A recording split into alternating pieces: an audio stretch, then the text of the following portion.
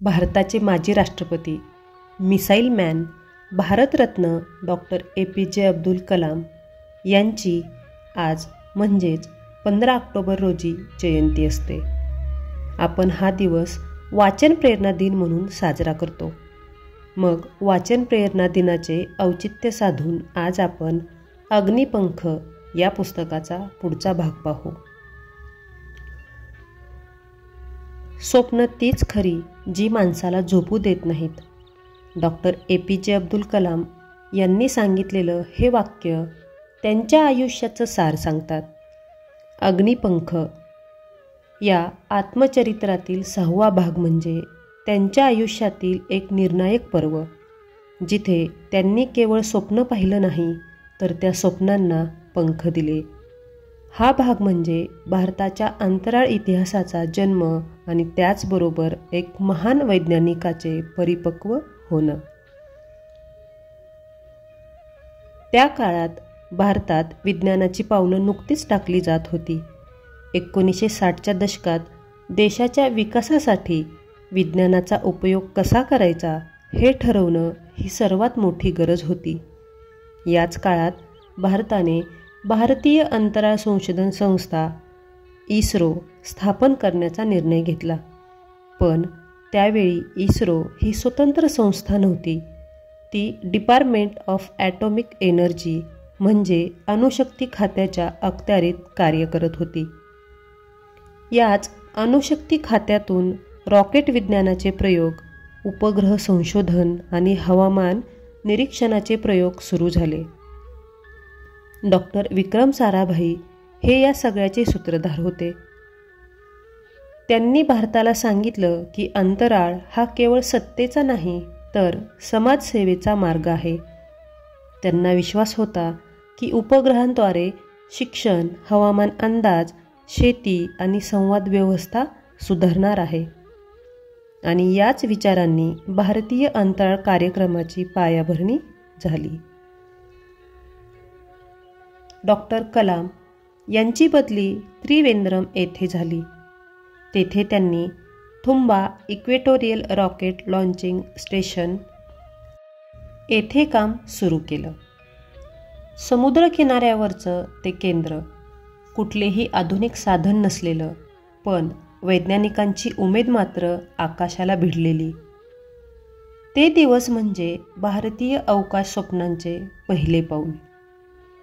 कलाम यांच्या नेतृत्वाखाली तयार झाला SLV-3 प्रकल्प, जे भारताचं उपग्रहवाहक रॉकेट. त्याचं उद्दिष्ट होतं भारतीय उपग्रह अवकाशात स्वदेशी तंत्रज्ञानाने प्रक्षेपित करायचं. त्यासाठी लागणारी साधनं, यंत्रसामग्री आणि अनुभव हे काहीच उपलब्ध नव्हतं. पण होती केवळ अश्रांत मेहनत, जिद्द, रात्रंदिवस प्रयोगशाळेत काम करणारी टीम आणि त्यांच्या हातात फक्त नकाशे, गणितं आणि विश्वास. या काळात कलाम यांच्यासाठी डॉक्टर विक्रम साराभाई म्हणजे केवळ वरिष्ठ अधिकारी नव्हते. ते होते एक मार्गदर्शक, एक दीपस्तंभ. ते म्हणायचे, भारताला मोठं व्हायचं असेल तर विज्ञान आणि तंत्रज्ञान यात आत्मनिर्भर व्हावं लागेल. साराभाई प्रत्येक तरुण वैज्ञानिकाला प्रोत्साहन द्यायचे. ते अपयशावर कधीही रागवायचे नाहीत. उलट म्हणायचे की अपयश म्हणजे शिकण्याची नवी संधी. चुकामुळे एखाद्या गोष्टीची समग्रता लक्षात येऊन नाविन्याची कास धरत प्रयोग करणारा प्रोफेसर साराभाईसारखा एखादाच विरळा असेल. कलाम पुढे सांगतात, आम्हाला चुकांबद्दल दोष न देता त्यातून योग्य बोध त्यांनी घेतला. त्यांची चुकांकडे पाहण्याची दृष्टी अगदी वेगळी होती. चुका या होतातच आणि बहुतेक वेळा त्या दुरुस्त करता येतात. चुकांमुळे एखादा गंभीर प्रसंग उभा राहतो. अशा वेळी माणसाचे आंतरिक गुण उभारून येतात आणि त्याची खरी परीक्षा होते. चुकीची दुरुस्ती करण्यासाठी काहीतरी नवीन सुचते. आणि एके दिवशी म्हणजे 1971 मध्ये अचानक बातमी येते की डॉक्टर विक्रम साराभाई यांचं निधन झालं. त्या क्षणी कलाम निशब्द झाले.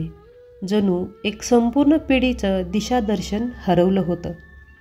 ते लिहितात, त्या दिवशी आम्ही एक वैज्ञानिक गमावला नाही, तर आमचं स्वप्न गमावलं होतं.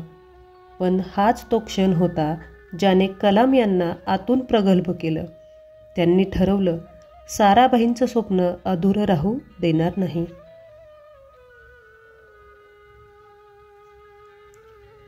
साराभाईंच्या निधनानंतर प्रकल्पाची जबाबदारी डॉक्टर सतीश धवन यांनी घेतली. त्यांनी कलाम यांच्यावर पूर्ण विश्वास ठेवला आणि प्रकल्पाचं नेतृत्व कलाम यांनाच दिलं. 1979 साली पहिलं प्रक्षेपण झालं, पण रॉकेट अपेक्षित उंची गाठू शकलं नाही. अपयश पचवणं सोपं नव्हतं. कलाम यांच्या डोळ्यासमोर वर्षानुवर्षाचं श्रम झळकत होतं. मात्र धवन यांनी पत्रकार परिषदेत सांगितलं, अपयश माझं आहे, पुढचं यश कलामांचं असेल. कलाम म्हणतात, मला माझे वडील कुराणातले दाखले देत. त्याची आठवण काढत ते म्हणतात, कोण बरोबर, कोण चूक, कोण उजवा, कोण डावा हे काही स्वयंभूपणे ठरत नाही, तर एकमेकांच्या तुलनेने त्याची परीक्षा होते, प्रतवारी ठरते. तेव्हा माणसाने संयम बाळगावा. ही होती एक अद्भुत डीप स्पिरिटची शिकवण. कलाम यांना धैर्य मिळालं आणि त्यांनी पुन्हा झोकून दिले. 1980 SLV-3ने यशस्वी झेप घेतली. भारतातील पहिला उपग्रह रोहिणी-1 अवकाशात पोहोचला. त्या क्षणी जणू आकाशाने भारताला कवेत घेतलं. कलाम म्हणतात, तो क्षण म्हणजे विक्रम साराभाई यांच्या स्वप्नांचा पूर्णविराम नव्हता, तर तो नवा प्रारंभ होता. हा भाग आपल्याला सांगतो की स्वप्न जिवंत ठेवली तर माणूस मरत नाही, तो विचारांमध्ये जिवंत राहतो. डॉक्टर विक्रम साराभाई यांच्या स्वप्नांना डॉक्टर अब्दुल कलाम यांनी मूर्त रूप दिलं आणि आज भारताच्या प्रत्येक उपग्रहात, प्रत्येक रॉकेटमध्ये त्या दोघांचा ठसा उमटलेला दिसतो. अग्निपंखचा हा 6वा भाग संपतो, पण आकाशाची ही झेप अजून संपलेली नाही. कारण आत्ता सुरू होणार आहे एक नवा अध्याय, जिथे वैज्ञानिकांचा संघ भारताला राष्ट्रांच्या कक्षेत उभं करतो. डॉक्टर कलाम यांचा प्रवास इथं थांबत नाही, तर तो पुढील भविष्याकडे वळतो, जिथे प्रत्येक रॉकेट म्हणजे एक स्वप्न आणि प्रत्येक स्वप्न म्हणजे भारताचा उदय.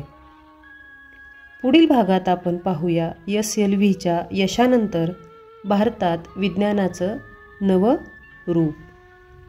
ते कसं घडलं आणि त्या तेजोमय प्रकाशात डॉक्टर कलाम यांनी कसं घडवलं एक नवं युग.